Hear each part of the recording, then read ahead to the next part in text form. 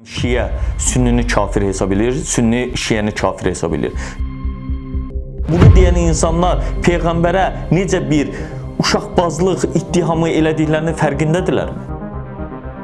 Elə ayələri, Quranı tərcümə ediblər ki, oxuduğunuz zaman dəhşətə gəlirsiniz. Məsələn, mən özüm də dəhşətə gəlirdim. Adam tanıyırdım ki, qəbir daşı 300 mindən çox pul xərcləyir. Necəsiz Elşad bəy? Təşəkkür ederim, çox sağ olun. İlk sualım buydu ki, dünyada yüzlərlə din var. Necə əmin ola bilərik ki, haqq din İslam dinidir? Baxın, sizə bir şey deyim. Birincisi, bundan ötəri nə etməliyik? Həmin mövcud olan dini kitabların, dinlərin əsas kitabları olan, müqəddəs kitab saydıqları kitablardan baxmalıyıq. Məsələn, götürək Yahudilikdə. Yahudilikdə baxırıq ki, orada Peyğəmbərdən danışılır. Məsələn, Lut Peyğəmbərdən. Lut Peyğəmbərin, üzr istəyirəm tamaşaçılarımızdan da, qızlarının atalarını içirdirib onunla cinsi münasibətdə olmalarından bəhs olunur və elə iki xalqın ortaya çıxması qeyd olunur. Bu, insanın fitrətinə uyğundurmu sizcə? Və yaxud da bu günlərə baxırıq xristianlığa. Xristianlıqda adicə deyək ki, mövcud olan İncillərin özündə belə, Yuhanna İncilində adi suyu İsa Peyğəmbər güya şəraba çevirir. Spirtli içkiyə çevirir. Ondan sonra içir keyflənir, hətta anasının üzərindən qışqırır.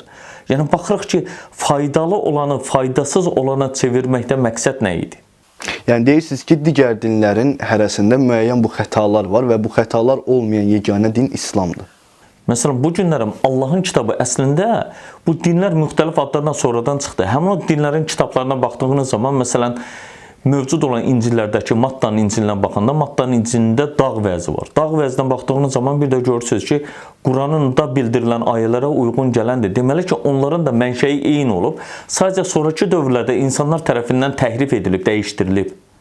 Sonra Tövrata baxsınız, Tövratda məsələn məşhur bildiyimiz deyək ki, Tanakh deyə bilinən kitabdır. Onun əmr var, başqalarını öldürməyəcəksiniz və s. kimi. Yəni, bunlara baxdığınız zaman baxsınız ki, Quranla üst-üstə düşən məsələlər var. Yəni, bunların kökü, mənşəyi, mənbəyi eynidir. Eyni qaynaqdan bəhrələnib. Sadəcə sonraki dövrlərdə insanlar öz əlavələri ilə, düşüncələri ilə, fərqliliklər əlavə eləyərək onu Allahın dini olmaqdan uzaqlaşdırıblar, çıxarıbdılar və bunu qəbul edən, məsələn, Yahudiliyin özündəki elə qruplaşmalar var, reformistlər var. Xristianlıqda yoxdurmu? Var. Məsələn, xristianlıqda eyni şəkildə qəbul edilsəydi, 15-ci əsrdən sonra, məsələn, Martin Luther'in dövründə protestanlıq niyə ortaya çıxsın? Və yaxud da, məsələn, Nanao deyə bir xanımla mənim bir müsahibəm olmuşdu. Yapondu əslən.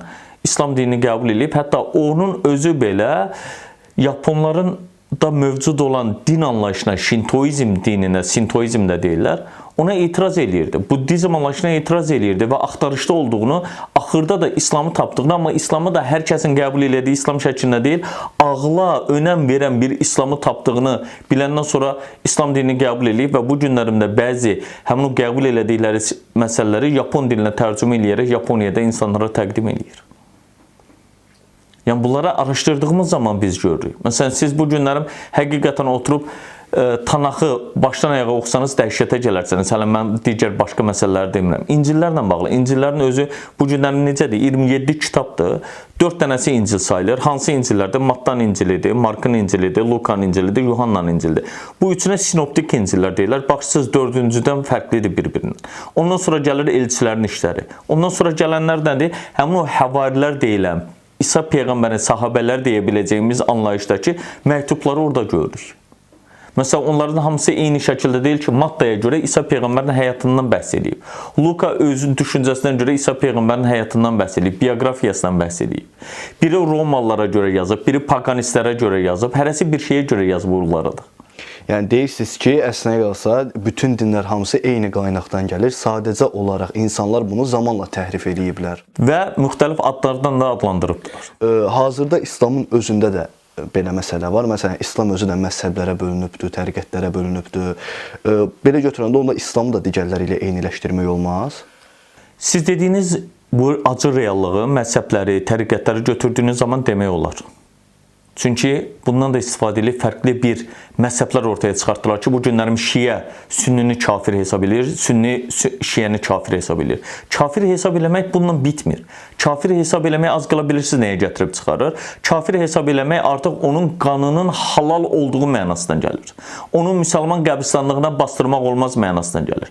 Çünki məsələn deyək ki, sünni bütün səhabələri kulluhum udul deyirlər, bütün səhabələrin ədalətli olduğunu deyirlər. Şiəli onların əksəriyyətini yox, böyük əksəriyyətini qəbul eləmir. Qəbul elədiyi 6-7 sahabə var. Digərlərini məsələn ikiyüzlükdə, bəzilərini münafiqlikdə, bəzilərini kafirlikdə ittiham eləyir və bu ittiham elədiklərindən uyğun olaraq da onlar bir-birlərini məsələn təkfir eləyirlər.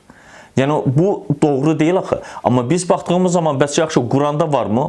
Halbuki Quranda deyir ki, və təsmu bihablillahi cəmiyan. Allahın ipindən hamılıqla birlikdə yapışın. Və la təfarraqu deyir. Firqələrə bölünməyin. Sonra Rum surəsindən baxdığınız zaman onların öz firqələrinə bölünüb, onlarla sevindikləri bildirilir. Yəni Allah bizdən bu günlərin firqələrə bölünmək, məzhəblərə bölünmək, təriqətlərə bölünmək Allahın buyruğuna zidd gələn bir hərəkətdir və böyük günahlardandır. Bu gün özünü Şiə, Sünni, müxtəlif adlarla adlandıranlar əslində Allahın buyurduğu ada qarşı çıxır, Allahın buyruğuna etiraz edir və böyük bir günah iş görürlər. Məsələn, Quran-ı Kərimə yenə 22-ci surəsi var, Həcc surəsi. Həcc surəsinin 78-ci ayəsindən baxdığınız zaman Allah bizi müsəlman adlandırır. Yəni o sülh, əminamanlıq yolunun davamçısı adlandırır. Amma biz bu günləri nə edirik? Özümüzə məsələn biri Şiə deyir, Əhl-i Beytin tərəfdarı deyir, biri Sünni deyir, Peyğəmbərin yolu ilə gedənlər. Halbuki baxırıq ki, bir-birlərinə qarşı elə problemlər, elə ittihamlar səsləndirirlər ki, bunların bir araya gəlməsi belə absurd şəkildə olur. Məsələn, mən keçən dəfə birindən qeyd elədim. Məsələn, Sünnisi də, Şiəsi də deyir ki, Mehdinin gələcəyini gözləyir. Deyirəm ki, Sünninin gözlədiyi Mehdi ilə Şiənin gözlədiyi Mehdi bir-birindən fərqlidir. Onun gəldiyi Mehdini o qəbul eləməyəcək, bu birisinin gəldiyini bu qəbul eləməyəcək. Harda qaldı sizin birliyiniz, bərabərliyiniz? Neyniyəcək? Yaxşı deyirəm, Mehdi gəldi, neyniyəcək? Əlində qılıncla mı gələcək? Yoxsa yeni bir silahla mı gələcək? Yoxsa insanlara yeni bir həqiqətən Quranda olmayan yeni nələrisə mi gətirəcək? Təbii ki, heç birini. Yəni belə bir gözləntilərlə sadəcə insanları bir növ manipulyasiya eləyib, onlardan fərqli şəkillərdə istifadə eləyibdilər və eləyirlər. Xristianlıqda da belə bir. Təbii ki, xristianlıqda da məsələn İsa'nın Məsih olaraq, Meşiya olaraq təkrar dünyaya gələcəyi və Armagedon savaşı olacağı, ondan sonra 1000 illərin burada qalacağı, ona insanları dirildib təzə mühakimə eləyəcəyi, ona inananlarla 1000 illər, milenyum burada yaşayandan sonra cənnətə gedəcəyi kimi anlayışlar var. Məsələn, hələ də bunu gözləyənlər var. Yəni belə başa düşürəm ki, deyirsiniz ki, bütün bunlar hamısı rəvayətlərdən, hədislərdən qaynaqlı olan bir məsələdir ki, insanlar dini fərqli şəkildə yorumlayırlar. Fərqli şəkillərdə. Təbii ki, Qurandan uzaq qaldıqca belə bir rəvayətlərə gedibdilər. Quranı anlaşılmaz olaraq qəbul edibdilər. Başa düşməyəcəklərini qəbul edibdilər. Niyə? Məsələn, günümüzdə də elə ayələri, Quranı tərcümə edibdilər ki, oxuduğunuz zaman dəhşətə gəlirsiniz. Məsələn, mən özüm də dəhşətə gəlirdim. Bir ilahiyyatçı olaraq, bir dinşünas olaraq. Bunları araşdıranda görürdüm ki, bizə öyrədilən, bizə təqdim edilən, bizə tərcümə verilən, mənasını verilən sözlər eyni deyil. Yəni bizə bunu təqdim edən insanların özlərinin dünya görüşündə problem var. Bu insanların özlərinin bilgi dağarcığında həqiqətən narahatçılıqlar var. Məsələn, götürüb bunu dəfələrlə demişəm, yenə də deyəcəm. Hətta mənə bəzilər deyirlər ki, bunu çox səsləndirmə.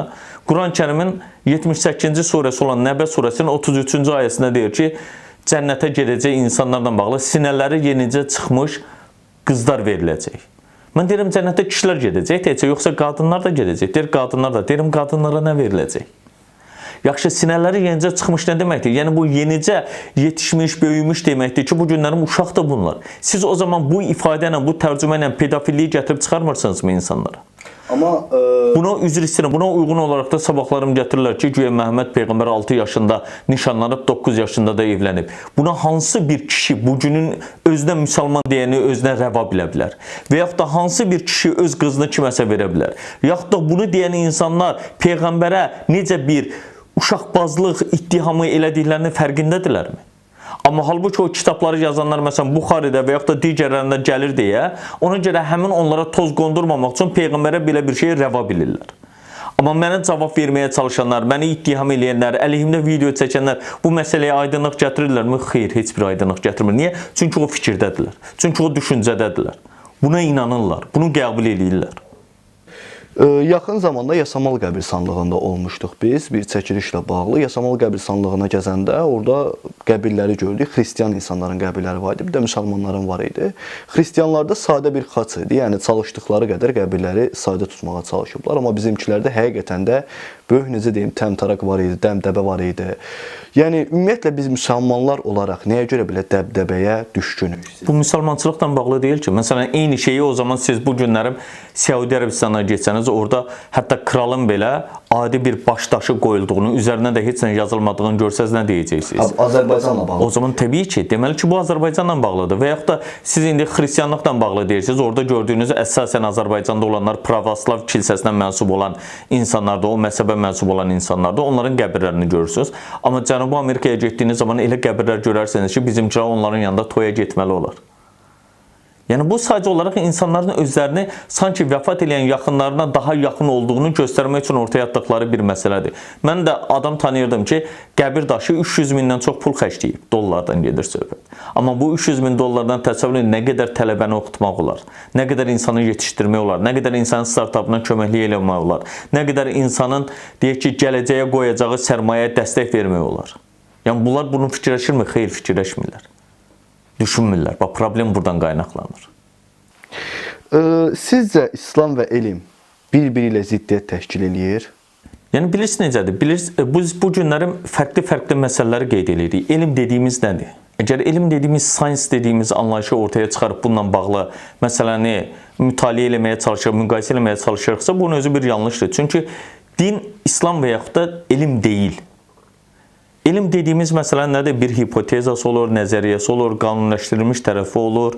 Amma İslam dininin məqsədi yol xəritəsidir. İnsana navigatordur.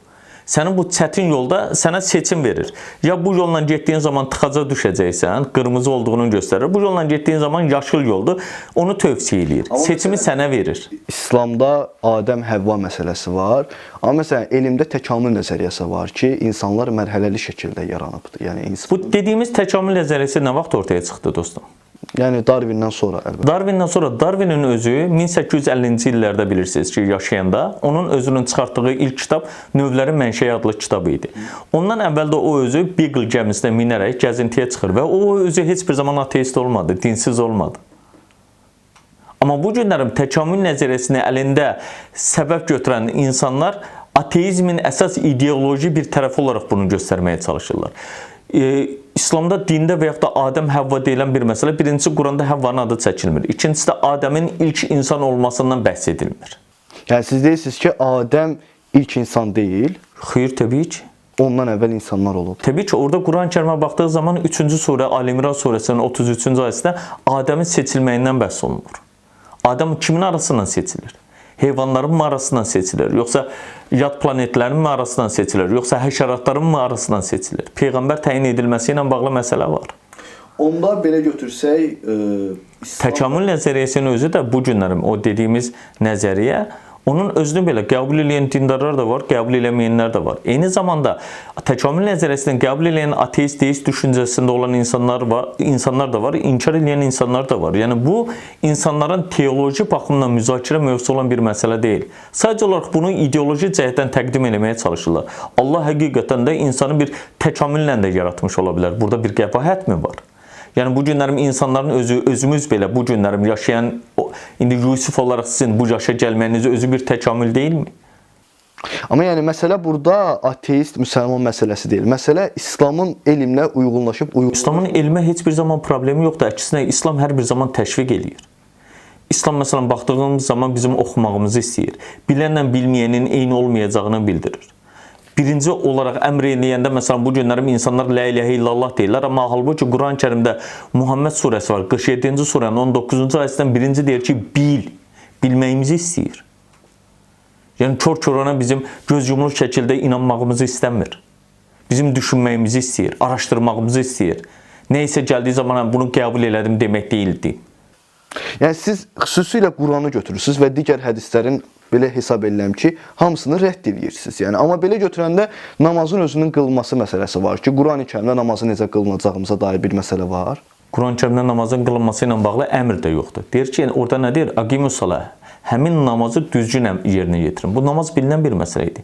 Xristianlıqda da namaz anlayışı var əslində, Yahudilikdə də namaz anlayışı var, əslində Buddizmdə də namaz anlayışı var. Orada oxunan ayələr, surələr. Qurandan istədiyini oxuya bilərsən, orada problem yoxdur ki.